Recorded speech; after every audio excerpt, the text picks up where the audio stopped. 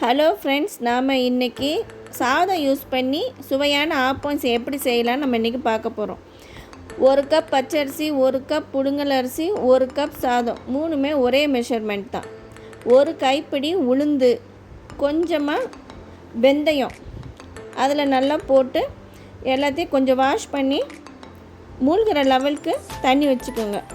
அதுக்கப்புறம் அதை 3 hours ஊற வச்சா போதும். அப்புறம் கிரைண்டரில் போட்டு எல்லாத்தையும் சேர்த்து போடணும். சாதம் எல்லாத்தையும் சேர்த்து போட்டு ஆட்டி ஒரு ½ an hour போதும். ½ an hour நல்ல மைய அரைக்கணும். இது நல்ல மைய அரைச்சதுக்கு கொஞ்சமாக உப்பு போட்டு கலந்து 12 hours ஊற வைங்க.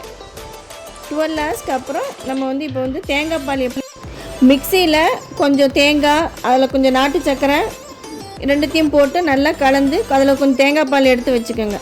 இப்போ நம்ம அடுத்த நாள் ஆப்ப மாவு நல்லா ரெடி ஆச்சு, நல்லா உப்பி வந்திருக்குது. இதை ஒரு கொஞ்சமாக நமக்கு தேவைக்கேற்ப கொஞ்சம் எடுத்து அதை ஒரு பவுலில் போட்டு அதில் கொஞ்சம் ஆப்ப சோடாவும் உப்பையும் அதில் சேர்க்கணும். ஆப்ப சோடாவில் கொஞ்சம் தண்ணி கலந்து மிக்ஸ் பண்ணிவிட்டு அதை நல்லா மாவை நல்லா கலக்கிடுங்க.